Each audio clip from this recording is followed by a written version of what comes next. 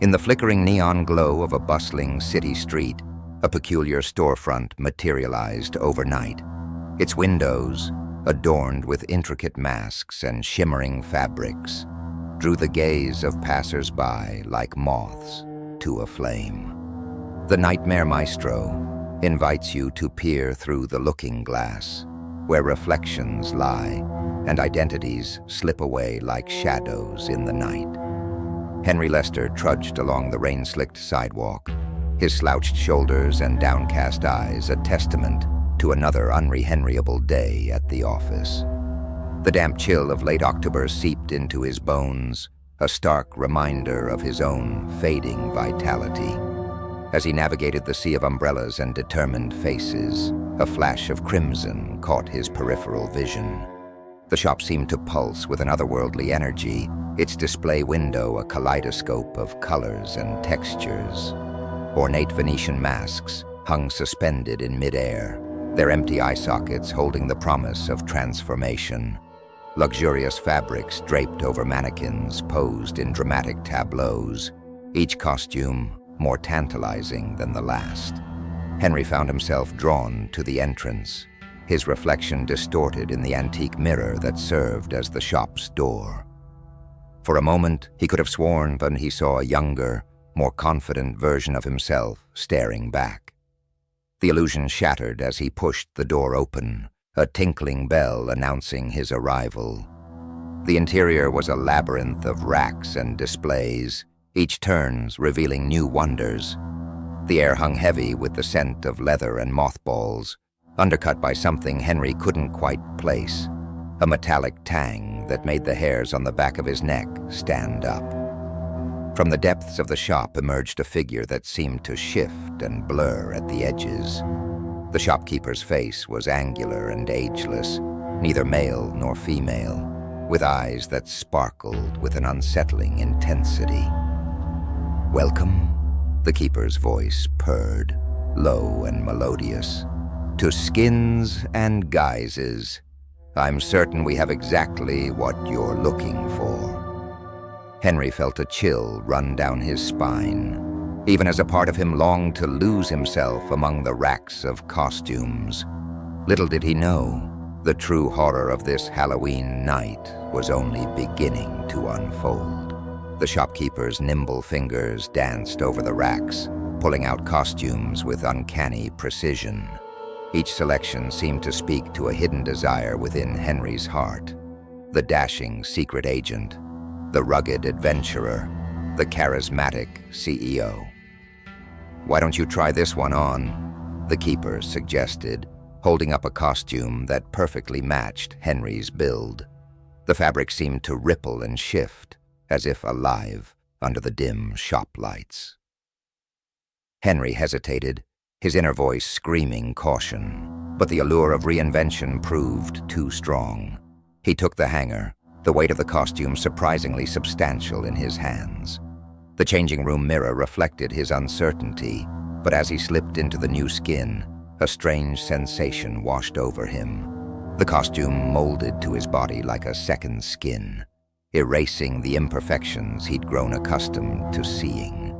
His posture straightened, confidence surging through him like an electric current. For a moment, Henry barely recognized the person staring back at him. A perfect fit, the shopkeeper's voice drifted through the curtain. "How does it feel to be someone new?" Henry emerged, marveling at the transformation. The shop seemed different now, the other costumes calling out to him with siren songs of possibility. He found himself trying on persona after persona, each one fitting more perfectly than the last. With each change, Henry felt a piece of himself slipping away. Memories became hazy, replaced by vivid flashes of lives he'd never lived. The distinction between costume and self began to blur, reality bending around him like a funhouse mirror. The shopkeeper watched with barely concealed hunger, eyes glittering in the dim light. "You could be anyone you want," they whispered. "Why settle for just one identity when you could have them all?" Henry's head spun, overwhelmed by the cacophony of voices and memories vying for dominance in his mind. He stumbled, catching himself on a rack of masks. As he steadied himself, he noticed something unsettling. Faces he recognized staring back at him from the eye holes, their expressions frozen in silent screams. A cold dread settled in the pit of his stomach as the true nature of the shop began to dawn on him. But even as fear took hold, a part of him still yearned for the intoxicating promise of reinvention. The line between Henry Lester and the costumes he wore was rapidly fading, and he wasn't sure he wanted to find his way back. Henry's world had become a dizzying kaleidoscope of identities, each costume bringing with it a flood of memories and experiences that weren't his own. He found himself slipping in and out of personas like changing channels on a television, unable to discern which life was truly his. The shopkeeper's presence loomed larger, their form seeming to ripple and shift with each blink of Henry's eyes. Why stop at one night of transformation? They crooned, voice a hypnotic melody. Imagine living 1,000 lives, experiencing every adventure, every romance, every triumph. But as the initial euphoria began to fade, Henry noticed unsettling details. Photographs tucked into costume pockets showed faces he now wore, names he answered to. News clippings spoke of missing persons, their descriptions matching the skins he'd tried on. He stumbled into a section of the shop he hadn't noticed before, filled with mirrors of varying sizes and styles. Each reflection showed a different face, a different life. Some pounded silently against the glass, expressions of terror and desperation etched into their features. Others seemed resigned, fading like ghosts before his eyes. "They're all here," the shopkeeper whispered, suddenly at Henry's shoulder. "Every identity I've collected. Some adapt better than others. But you, Henry, you have a gift for becoming." The realization hit Henry like a physical blow. He wasn't trying on costumes. He was wearing stolen lives. Each persona was a real person, trapped within the fabrics and masks of this impossible shop. And with every moment that passed, he was losing more of himself to their collective experiences. Panic rising, Henry tried to remove the costume he wore, but it clung to him like a second skin.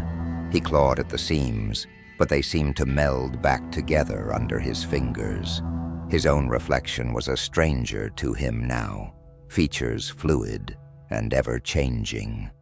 "Don't fight it," the shopkeeper soothed, their own form rippling like water. "Embrace the freedom of infinite identities. Let go of the limitations of a single self." But Henry could see the truth now in the pleading eyes of the trapped reflections. This wasn't freedom. It was a prison of stolen skins and fractured minds. He had to find a way to break free, not just for himself, but for all the lost souls trapped within the shop's mirrors.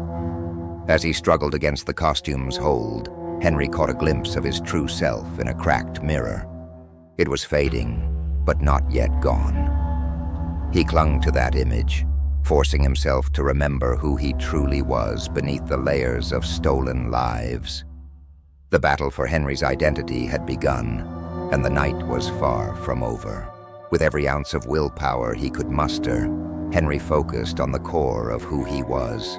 He clung to memories of his childhood, his first heartbreak, the small victories and defeats that had shaped him. Slowly, painfully, he began to peel away the layers of false identities. The shopkeeper's serene demeanor cracked, revealing flashes of something ancient and hungry beneath. "You're making a mistake," they hissed, voice distorting. "Why cling to one mundane life when you could experience them all?" But Henry pressed on, each reclaimed memory strengthening his resolve. As he fought, he began to see the shop for what it truly was, a web of deceit, feeding off the essence of those it ensnared. The costumes weren't just disguises. They were prisons for fractured souls. He turned his attention to the mirrors, recognizing the trapped individuals for who they truly were. Linda Chen, the brilliant physicist who had vanished on her way to accept a prestigious award. James Okafor, the charismatic community leader whose disappearance had left a hole in his neighborhood. Dozens of others, their lives interrupted and stolen by the shape-shifting entity before him. "How long have you been doing this?" Henry demanded, his voice a mixture of horror and anger. "How many lives have you stolen?" The shopkeeper's form rippled violently, features blurring into a kaleidoscope of faces. "Stolen. I've given them immortality, the chance to live 1,000 lives, to never grow old or die. I am a benefactor, not a monster." But Henry could see the truth in the pleading eyes of the trapped souls. This was no gift. It was a perversion of life itself. He realized that to free himself and the others, he needed to understand the nature of the being before him. As he pieced together fragments of memories from the identities he'd worn, a pattern emerged. The shop had appeared in different cities throughout history, always preceding a rash of mysterious disappearances. The shopkeeper was ancient, a shapeshifter who fed on the very essence of identity. Henry's mind raced, searching for a weakness. The entity needed constant renewal, fresh identities to sustain its existence. And in its arrogance, it had revealed too much of itself to him. "You're not giving life," Henry said, standing taller as he reclaimed more of himself. "You're a parasite, feeding off the potential of others, but you've made a mistake this time. You've shown me how you operate, and I won't let you continue." The shopkeeper's facade crumbled entirely, revealing a writhing mass of faces and forms. But in its eyes, Henry saw a flicker of something he hadn't expected: fear. The true battle was about to begin, and the fate of countless stolen lives hung in the balance. Henry's mind raced, fueled by the collective knowledge of the identities he'd worn. He realized the key to unraveling the shopkeeper's power lay in the very costumes that imprisoned its victims. Each carefully crafted disguise was a conduit, allowing the shapeshifter to siphon the essence of those it ensnared. With newfound determination, Henry lunged for a rack of costumes, his hands closing around a pair of ornate fabric shears. The shopkeeper howled, a cacophony of stolen voices, as it realized the threat to its carefully woven web of deceit. "You fool!" the entity shrieked, its form a chaotic swirl of faces and limbs. "Destroy the costumes, and you'll destroy the souls within them." But Henry saw through the lie. He could feel the trapped essences yearning for release, pushing against the seams of their fabric prisons. With a deep breath, he plunged the shears into the nearest costume. A blinding flash erupted as the garment split, releasing a torrent of memories and emotions. Henry glimpsed fragments of a life restored, a young artist reclaiming her passion, her essence rushing back to the world beyond the shop. The shopkeeper recoiled, its form flickering like a faulty hologram. Henry pressed his advantage, moving from costume to costume, each cut releasing another captive soul. The shop trembled, reality bending as the shapeshifter's power waned. But the entity wouldn't go down without a fight. It lashed out with tendrils of shadow and half-formed limbs, trying to ensnare Henry once more. He dodged and weaved, the skills and reflexes of a dozen lives flowing through him. As he fought, Henry called out to the trapped souls in the mirrors. "Remember who you are," he shouted. "Reclaim your true selves." The mirrors began to vibrate, cracks spiderwebbing across their surfaces as the captives within fought for freedom. The shopkeeper howled in agony, its stolen identities slipping away like sand through an hourglass. In a last, desperate move, the entity lunged for Henry, attempting to absorb him entirely, but he was ready. As the shapeshifter's form engulfed him, Henry plunged the shears into the very heart of the being. Reality itself seemed to fracture. The shop imploded in a maelstrom of light and shadow, costumes unraveling and mirrors shattering. Henry felt himself falling, tumbling through a void filled with fragments of 1,000 lives. As consciousness slipped away, he caught glimpses of the freed souls returning to their rightful places in the world. Linda Chen blinking awake in her lab, years of research flooding back. James Okafor embracing his family, tears of joy and confusion mingling. The shapeshifter, ancient and defeated, began to crumble. As it disintegrated, Henry caught flashes of its long and terrible history. Centuries of stolen lives flashed before his eyes. A medieval plague doctor luring away the desperate. A Renaissance artist promising immortality through portraits. A Victorian spiritualist preying on grief-stricken mourners. The entity had adapted through the ages, always feeding on humanity's desire for transformation and escape. In its final moments, the shapeshifter reached out to Henry with a tendril of fading energy. Whether it was a last attempt at self-preservation or a transfer of power, Henry couldn't be sure. But as the tendril touched him, he felt a surge of otherworldly knowledge and power course through his being. The shop imploded in a silent explosion of light and shadow. Costumes unraveled into threads of pure potential, and mirrors shattered into crystalline dust that swirled around Henry like a glittering cyclone. He felt himself being unmade and remade, his very essence intertwining with the fragments of 1,000 lives. As oblivion claimed him, a singular thought echoed through Henry's mind.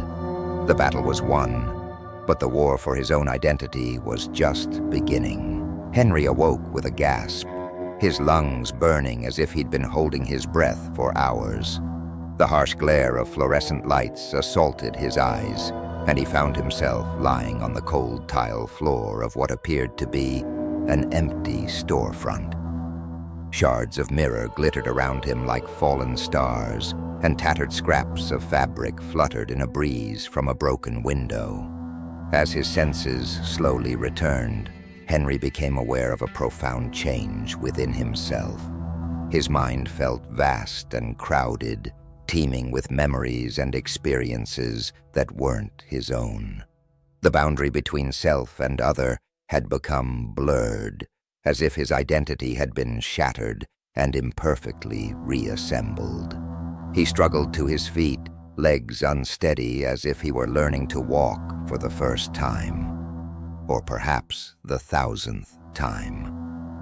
Catching sight of his reflection in a cracked mirror shard, Henry recoiled in shock.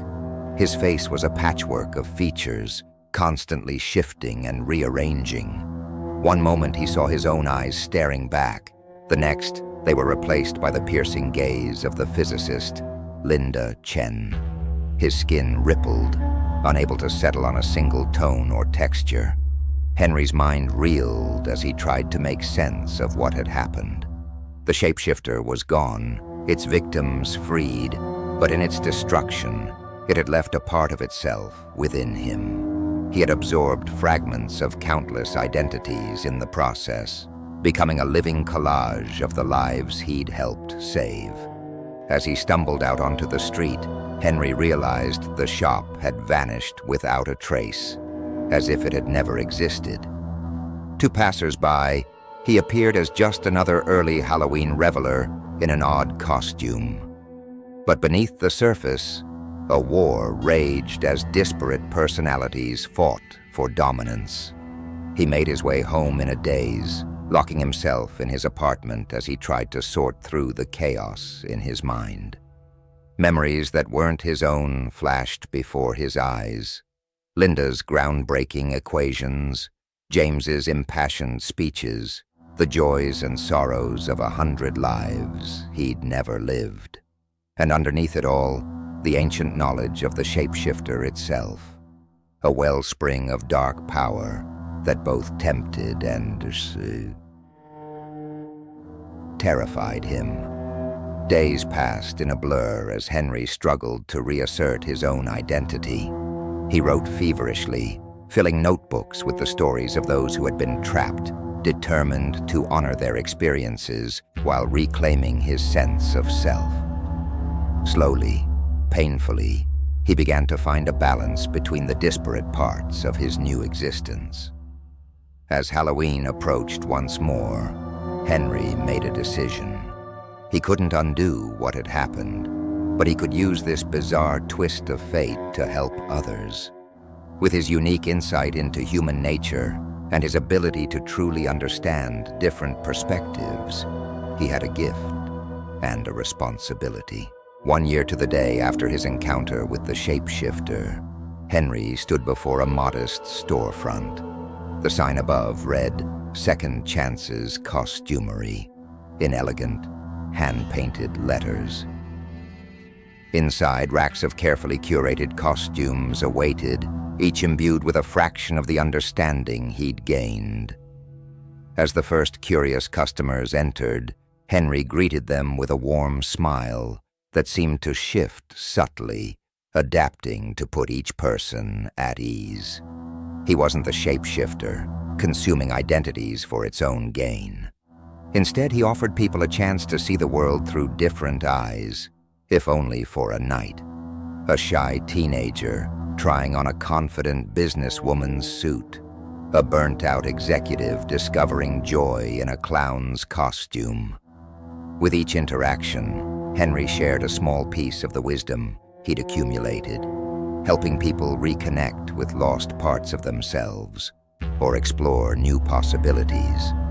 But he was careful, always vigilant against the temptation to lose himself in the myriad identities he carried.